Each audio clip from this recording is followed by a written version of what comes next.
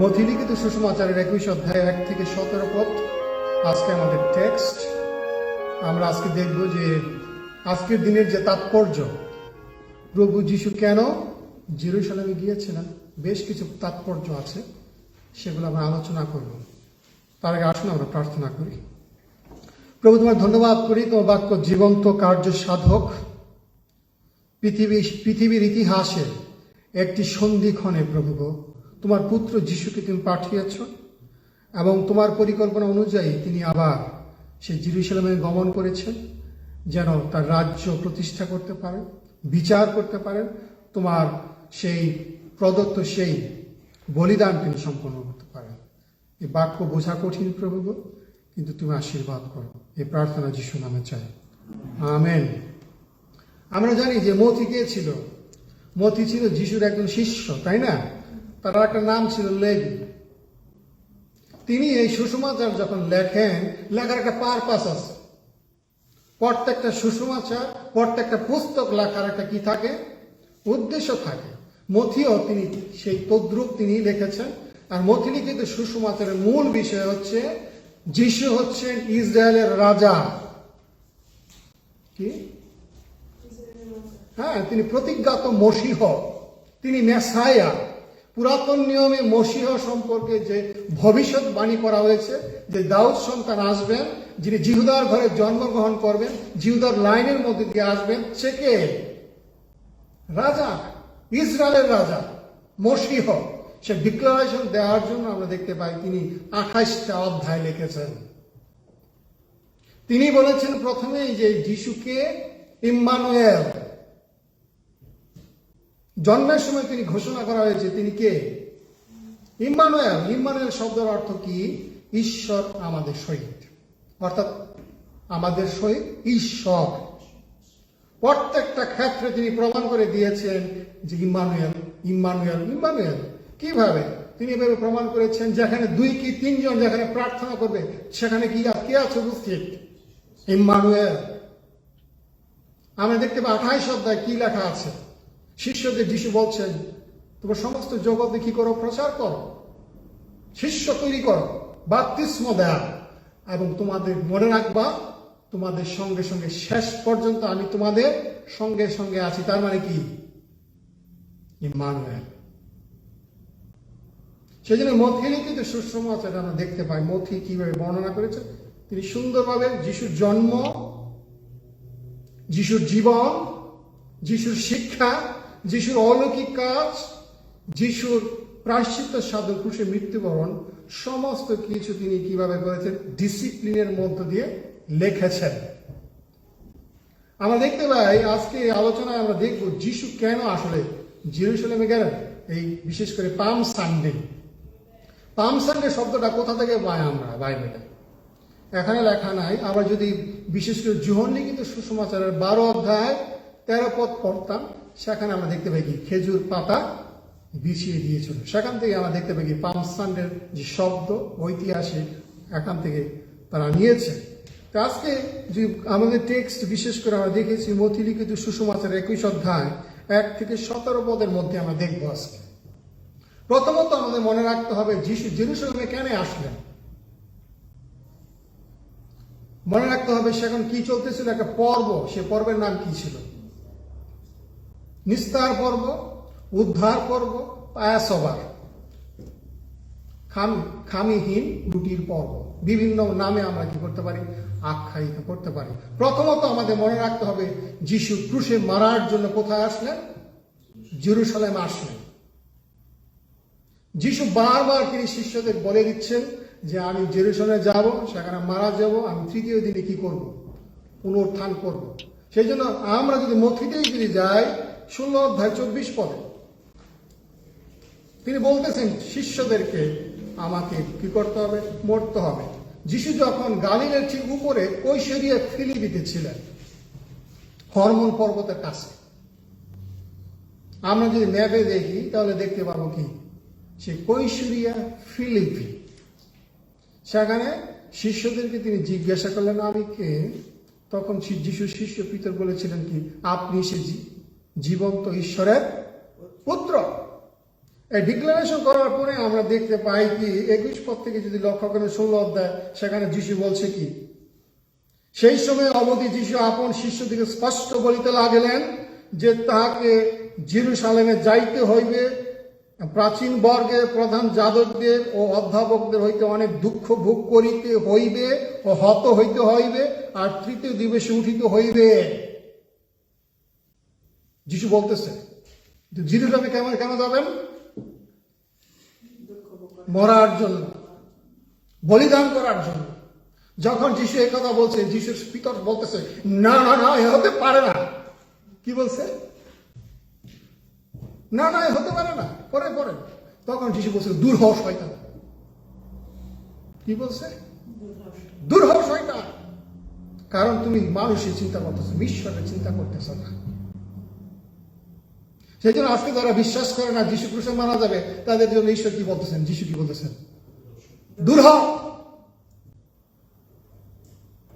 শুধু প্রথমবার বলে ক্ষান্ত হয় না, দ্বিতীয়বার আমরা দেখতে পাই 17 অধ্যায়। দেখেন 17 অধ্যায় কোথায় লেখা আছে? যিশু আবার বলতেছে আমাকে কি করতে হবে? মরতে হবে। 22 পদে, গালিলে তাহাদের একত্র হইবার সময় যিশু তাহাদের কহিলেন, সম্প্রতি মনুষ্যপুত্র মনুষ্যদের হস্তে সমর্পিত হইবেন এবং তাহারা তাহাকে বধ করিবে, আর তৃতীয় দিবসে তিনি উঠিবেন। ইহাতে তাহারা অত্যন্ত দুঃখিত হইলেন। দ্বিতীয়বার বলছে। এইবার আমরা দেখতে পাই তৃতীয়বার তিনি বলছেন। আমরা যদি 20 অধ্যায় দেখি, 17 পদে দেখেন লেখা আছে,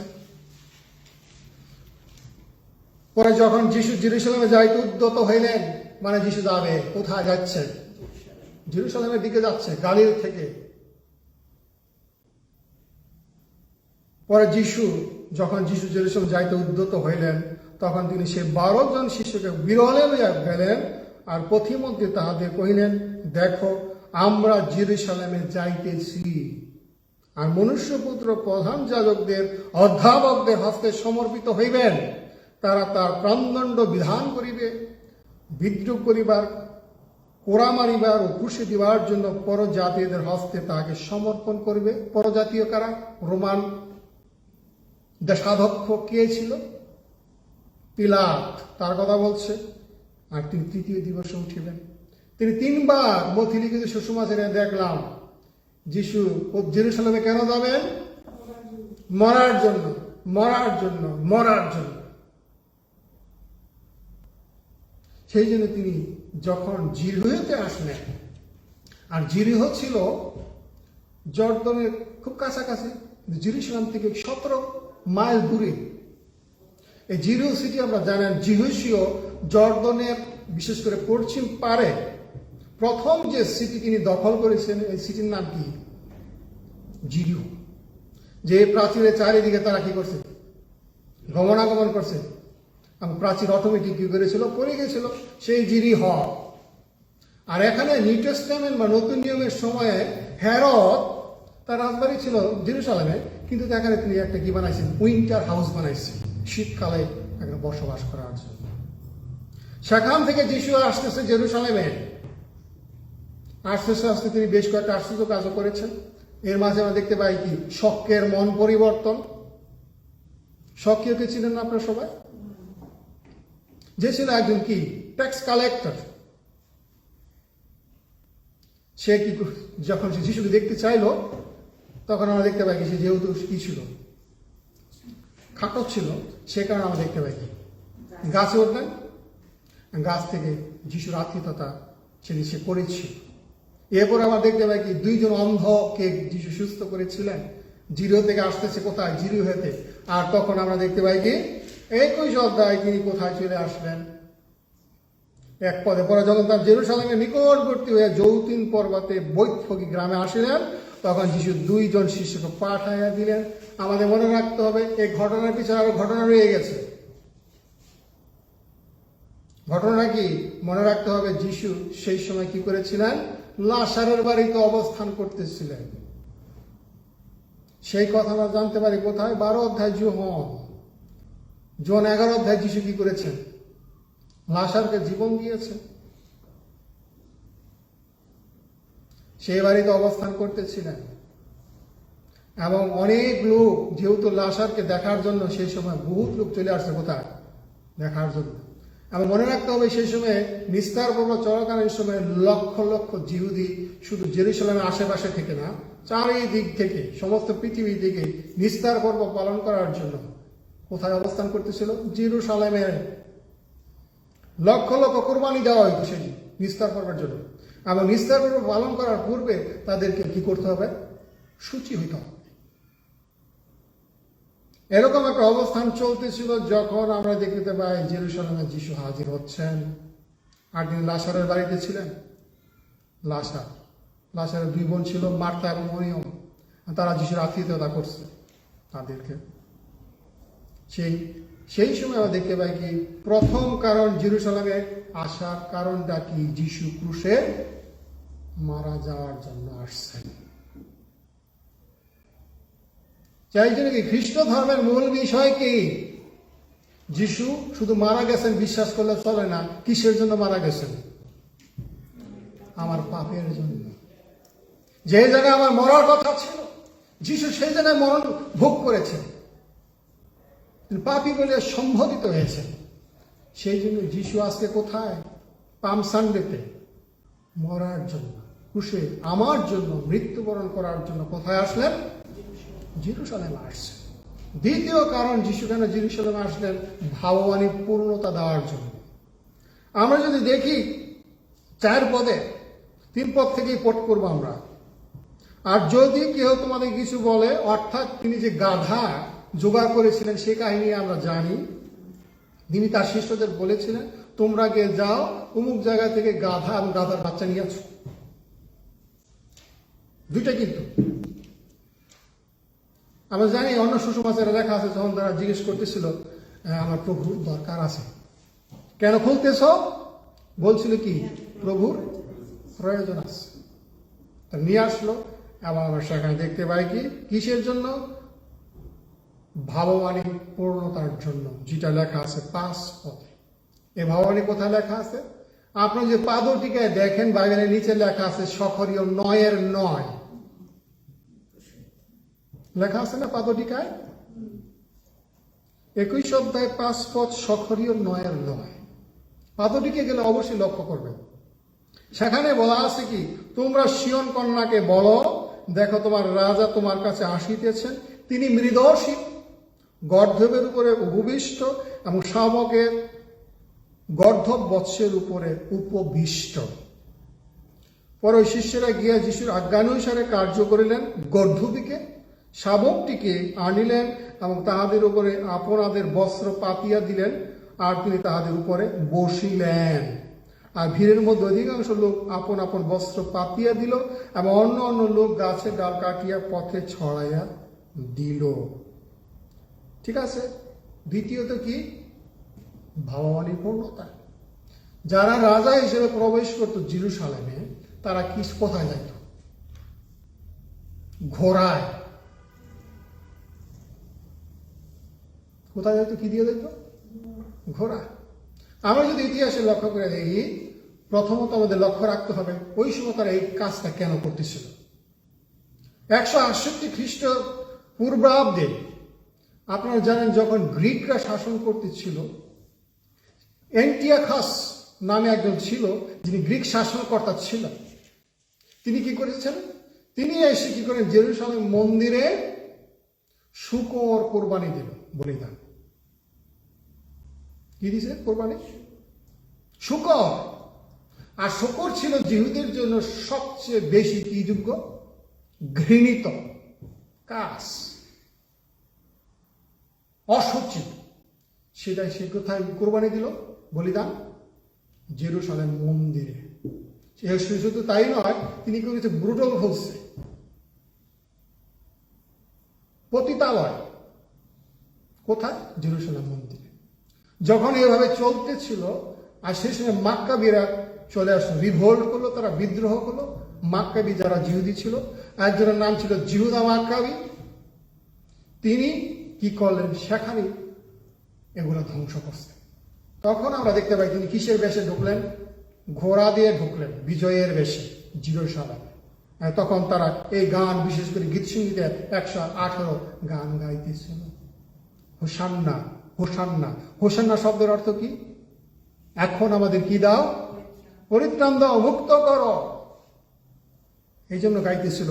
9 পদে দেখেন, হোসান্না দাউদ সন্তান ধন্য যিনি প্রভুর নামে আসিতেছেন, ঊর্ধ্বলোকে হোসান্না। কোথা থেকে নিচ্ছে? গীতসংহিতা থেকে। তো সেই জন্য কি তারা এই গান গাইতেছিল? এই গান আগেও তারা গাইছে। কখন গাইছে? মাক্কাবিদের সময়। তারা মনে করছে কি এখন এই সময় যেহেতু জিহুদা মাক্কাবি যেভাবে দেশকে স্বাধীন করেছিল, সেই কারণে সেই দিন জিহুদিরা, যারা লাখ লাখ জিহুদি অবস্থান করতেছিল জেরুজালেমে, তারা চাইতেছিল কি সেই সময় কারা ক্ষমতায়? রোমানরা। আর বিশেষ করে এইসব পর্বের সময় পিলাত কোথায় অবস্থান করতো? জেরুজালেমে। কেন? তার আসলে বাড়ি কোথায় ছিল? তিনি তার কোয়ার্টার ছিল কৈশরিয়াতে, ভূমধ্য সাগরের তীরে। সেখান থেকে এই পর্ব পালন করার জন্য জিহুদিরা এসে কি করতে পারে? স্বাধীনতার যুদ্ধ যাইতে পারে। সেই জন্য এক্সট্রা সেফটির জন্য এক্সট্রা সৈন্যবাহিনী নিয়ে তারা কোথায় অবস্থান করত? জেরুজালেমে। আর তারা মনে করেছিল জিহুদিরা সেদিনকে যেই লোক কি করতে পারে? আমাদেরকে মুক্ত করতে পারে। এই সেই লোক যে মৃত্যুকে জীবন দিয়েছে, লাশারকে জীবন দিয়েছে, তারই কোয়ালিফিকেশন আছে কি হওয়ার জন্য? আমাদের মসীহ হওয়ার জন্য।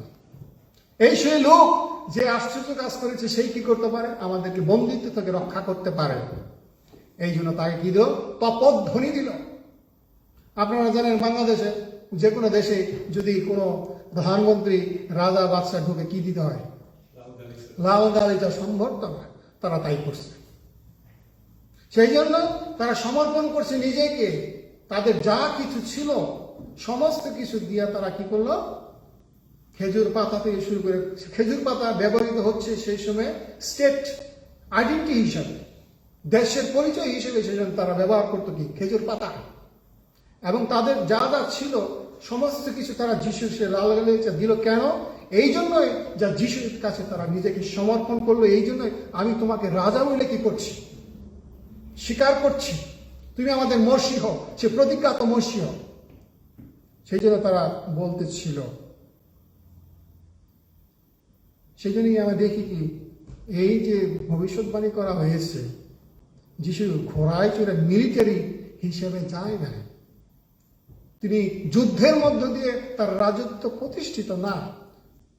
আর যিশু বলতেছিল, যখন তার বিচার কার্যক্রম চলতেছিল, পিলাতকে তিনি পরিষ্কার বলে দিয়েছিল কি এই জগৎ আমার কি না? রাজ্য না। এই জগৎ যদি আমার রাজ্য হইতো, আমার যারা অনুসারী ছিল তারা কি করতো? যুদ্ধ করত। তিনি একথা পরিষ্কার বিচারের সময় বলে দিয়েছিলেন পিলাতকে। আর তিনি নম্রতায় গাধায় চড়ে তিনি কি করেন? প্রবেশ করেন। আমরা দেখতে পাই গাধার সাথে অনেক অনেক গাধার কাহিনী আছে বাইবেলে। গাধা নম্র, গাধার লম্বা লম্বা কি আছে? কান আছে। মানে কি? ঈশ্বর দুইটা লম্বা লম্বা কান দিয়েছে গাধারে, কারণ আছে কি? অনেক দূর থেকে শুনতে পারে অনেক কিছু।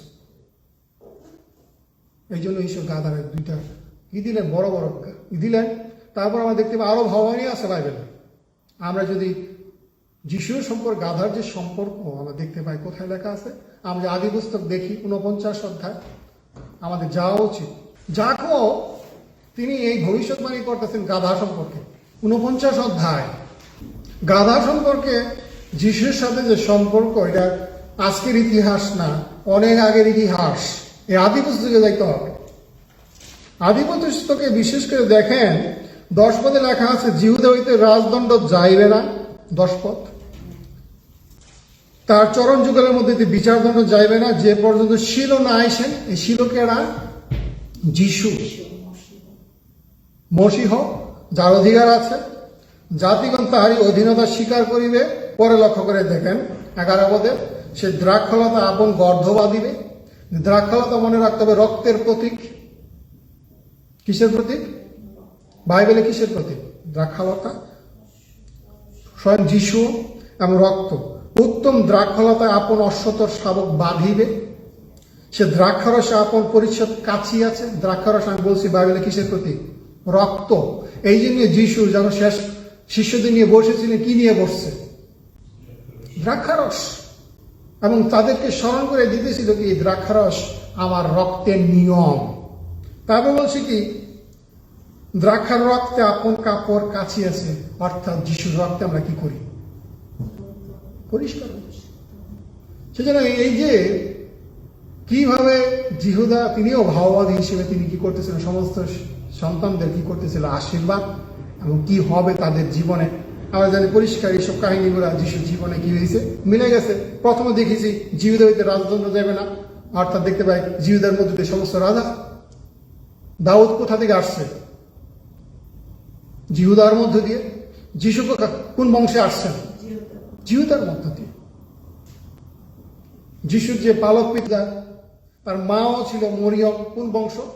সেজন্য আমরা দেখতে পাই তিনি গাধায় চড়ে জেরুজালেমে প্রবেশ করলেন ভাববাণী পূর্ণ করার জন্য। অর্থাৎ বাইবেলে যত ভাববাণী আছে, যত বাক্য আছে, সমস্ত কিছু কি আমাদের জন্য বিশ্বাসযোগ্য। যারা বলে বাইবেল পরিবর্তন হয়ে গেছে, বাইবেল বিকৃত হয়ে গেছে, তারা এখনো কি অবিশ্বাসের অন্ধকার যুগে বসবাস করছে। সেজন্য বাইবেলে যা লেখা আছে বেশিরভাগ ভবিষ্যৎবাণী কি হয়েছে? পূর্ণ হয়েছে। আরো কিছু কিছু আছে যেগুলো পূর্ণ হচ্ছে, এবং আরো কিছু কিছু আছে যেগুলো ভবিষ্যতে কি হবে? পূর্ণ হবে। সেই জন্য বাইবেল ঈশ্বরের বাক্য, এর উপরে আমরা সবসময় কি করতে পারবো? নির্ভর করতে পারি, প্রত্যেকটা কথা দাড়ি কমা সহ। তৃতীয়ত, প্রথমে দেখেছি কি যিশু জেরুজালেম আসেন মরার জন্য ক্রুশে, আমাদের পাপের জন্য মরার জন্য। দ্বিতীয়ত দেখলাম কি ভাববাণী পূর্ণ করার জন্য। তৃতীয়ত মন্দিরের বিচার করার জন্য। কি করবে যিশু? মন্দিরের বিচার।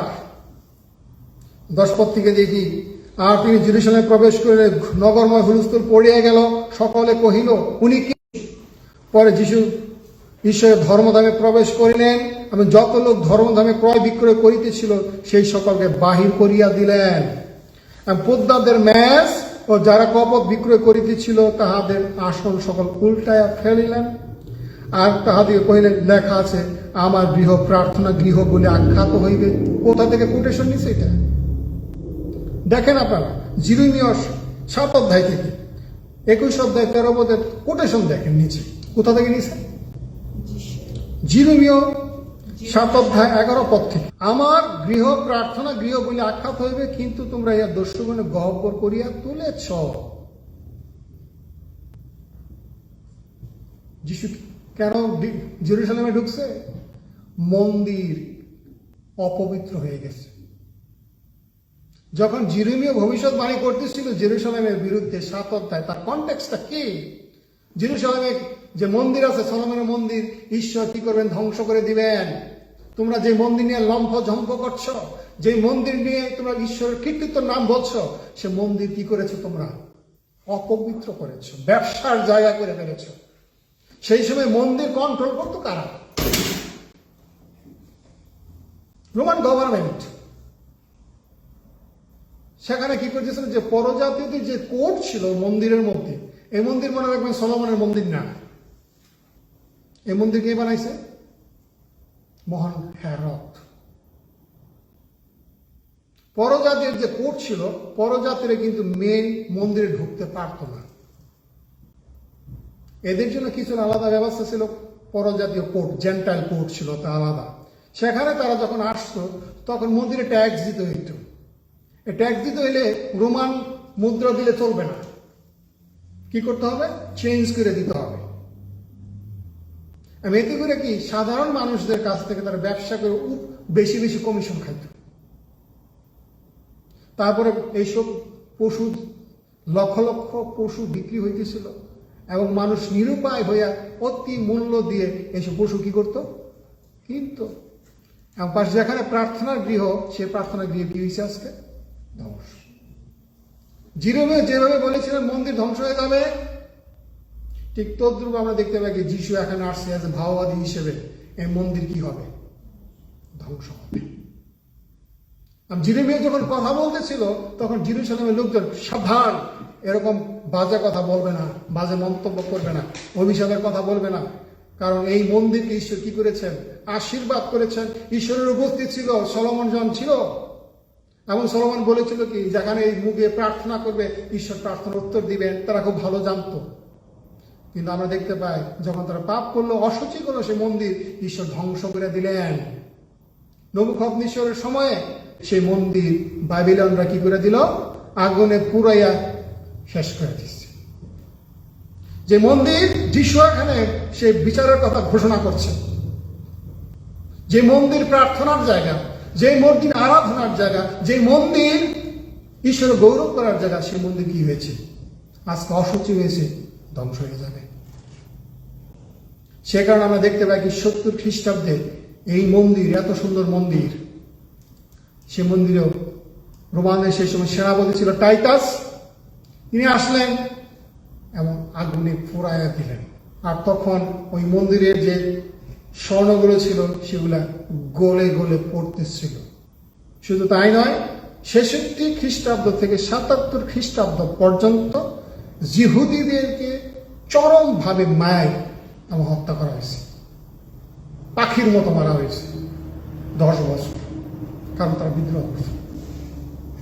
এই জন্য কি, মন্দিরের পবিত্রতা যখন নষ্ট হয় তখন ঈশ্বর কি করে ধ্বংস করে দেয়। আজকেও এই শিক্ষা খ্রিস্টানদের জন্য প্রযোজ্য। যেসব মণ্ডলী আজকে ঈশ্বরের নামে যেসব ভারতবাদী চলছে, যেসব ভ্রান্ত শিক্ষা চলছে, যে করাপশন চলছে, সমস্ত কিছু ঈশ্বর কি করবেন? বিচার করবেন। এই বাণী শুধু জিহুদীদের জন্য প্রযোজ্য না, আজকে প্রযোজ্য খ্রিস্টানদের জন্য।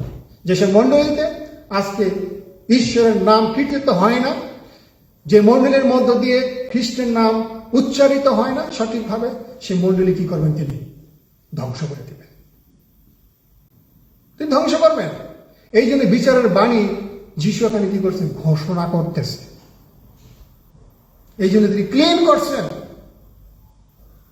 পরবর্তীতে আমরা দেখতে পাই কি আর একটা প্রবলেম, চতুর্থ প্রবলেম কি? প্রশংসা নিয়ে, আরাধনা নিয়ে। প্রথম আমরা দেখেছি যিশু কেন আসলেন জেরুজালেমে? মরার জন্য। দ্বিতীয়ত কেন? ভাবানী পূর্ণ করার জন্য। তৃতীয়ত কেন আসলেন? মন্দিরের বিরুদ্ধে বিচার ঘোষণা করার জন্য। এবং চতুর্থত তিনি আরাধনার বিরুদ্ধে ঘোষণা করছেন। সেটা দেখেন লক্ষ্য করে। আর পরে 14 পদে, অন্ধেরা খঞ্জেরা ধর্মধামে তাহার নিকটে আসিল, আর তিনি তাহাদিকে সুস্থ করিলেন। কিন্তু প্রধান যাজকগণ অধ্যাপকেরা তাহার কৃত আশ্চর্য ক্রিয়া সকল দেখিয়া, আর যে বালকেরা হোসান্না দাউদ সন্তান বলে ধর্মধামে চেঁচাইতেছিল, তাহাকে দেখিয়া রুষ্ট হইল। কেন রুষ্ট হয়েছে? এই যে ধর্মীয় লিডাররা, কারণ তারা ঈশ্বরের প্রশংসা করতেছিল, যিশুর প্রশংসা করতেছিল, এবং তারা মনে করছে যে ঈশ্বর নিন্দা করছে। বালকেরা কি করতেছে? ব্লাসফেমি করতেছে। এই জন্য বলতেছে, অন্য সুসমাচারে শিষ্যদের বলতেছে কি, চুপ করো। আর যিশু তখন কি বলেছিল? এরা যদি চুপ করে তাহলে পাথরগুলা কি করবে? চিৎকার করে উঠবে। আজকেও মণ্ডলীতে অনেক জায়গায় আরাধনা করতে দেয় না, অনেক নতুন নতুন গান উচ্চারণ করতে দেয় না। সেই বালকেরা সেদিন ঈশ্বরের প্রশংসা করতেছিল, নতুন গান গাইতেছিল, আরাধনা প্রশংসা করতেছিল। স্টপ ইট, এই কথা বলতেছে। আজকে অনেক চার্চে আপনি আরাধনা করতে দিবেন না। অনেক যারা আছে, যারা পুরাতন লোক আছে, তারা এইভাবে গান গাইলে চলবে না, তোমাকে এইভাবে গাইতে হবে। আরাধনা স্টপ করতে চায়, গান গাইতে দেব না, প্রশংসা করতে দেব না। তাদের জন্য এই বিচার। যখন যিশু বলছেন কি 16 পদে, তাহাকে কহিল, শুনিতেছ ইহারা কি বলিতেছে? যিশু তাকে কহিলেন, হ্যাঁ, তোমরা কি পাঠ করো নাই যে তুমি শিশু দুগ্ধ প্রসবে মুখ স্তব সম্পন্ন করিয়াছ? এইটা তিনি কোটেশন কোথা থেকে দিলেন? গীতসংহিতা 8 অধ্যায় 2 পদ থেকে যিশু কোটেশন দিছে। যিশু এখানে বুঝাইছে, এই বালকেরা যদি প্রশংসা করে থাকে, শিশুদের মধ্যে যে প্রশংসা করতে বাধ্য ঈশ্বর। শিশুরা যদি প্রশংসা করে, বালকেরা করবে না কেন? সেজন্য যাজকদের বিরুদ্ধে আরেকটা বিচার ঈশ্বর যিশু ঘোষণা করেছেন, সেটা কি? আরাধনা। আরাধনা করতে দিবে না। আর নতুন নিয়মের আরাধনার সিস্টেম কি? যিশু ডিক্লেয়ার করেছে, যখন তোমরা আরাধনা করবা সত্যে এবং আত্মায়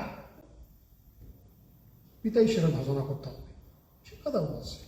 সেই জন্য কি কখনো খ্রিস্ট ভক্তদের অন্য খ্রিস্টানদেরকে কখনো নিজের লোক নিজের বাধায় দাঁড়াইছে। এখানে তারা চার্চ লিডার, তারা বাধায় দাঁড়াইছে যেন প্রশংসা করতে না পারে।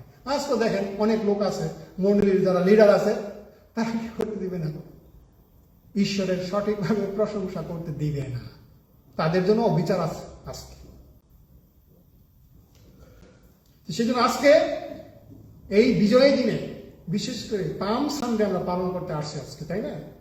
আমরা দেখি যে ঐতিহাসিক প্রেক্ষাপট, যিশু প্রথমে জেরুজালেমে আসতেছেন কেন? আমার জন্য, মরার জন্য আসছে।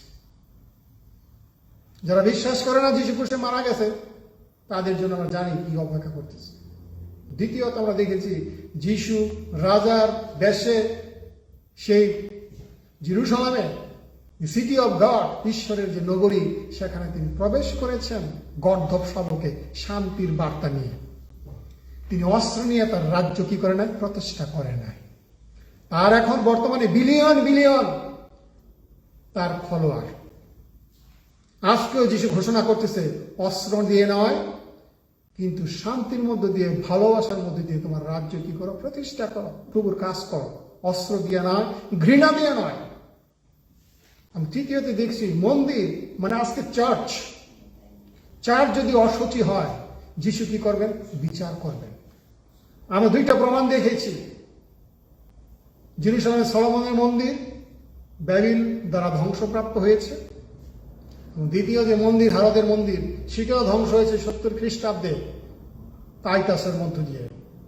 সেই জন্য আজকে খ্রিস্টীয় মণ্ডলীর যেসব করাপশন আছে, এগুলো সজোরে ধ্বংস করতে হবে খ্রিস্ট ভক্তদের। নানি সে মন্দির কি করবেন? ধ্বংস করে দিবেন। তারপরে আমরা দেখেছি শেষে যে কি প্রশংসার বাধা। বালকরা যিশুর প্রশংসা করতেছিল, তারা রুষ্ট, তারা মনে করতেছে ব্লাসফেমি করতেছে, ঈশ্বরের গৌরব করতে দেবে না। আজকে অনেক লোক আছে ঈশ্বর গৌরব করতে দেবে না, প্রশংসা করতে দেবে না, তাদের জন্য এই বিচার। সেই জন্য 4টি পয়েন্ট আমরা দেখেছি আজকে, যে যিশু জেরুজালেমে প্রবেশ করেছে। সেজন্য সেই দিন শুধু ঐতিহাসিক দিন না, আজকে আমাদের এই প্রতিদিনের সাথে সংযুক্ত। আমরা যেন প্রতিদিন স্বীকার করি যিশু আমার পাপের জন্য মারা গেছেন। আমরা যেন সবসময় স্বীকার করি পবিত্র বাইবেল সত্য, বিশ্বাসযোগ্য, এখনো মানুষ আশীর্বাদ পায়। তৃতীয়ত, মন্দির পবিত্র রাখতে হবে আমাদের জীবন দিয়ে, করাপশনের মধ্যে দিয়ে নয়। এবং চতুর্থ, প্রতিদিন আমরা যেন ঈশ্বরের আত্মা দ্বারা পরিচালিত হয়ে আমরা ঈশ্বরের প্রশংসা গৌরব করি, কে যেন কি করতে পারে? বাধা না দেয়।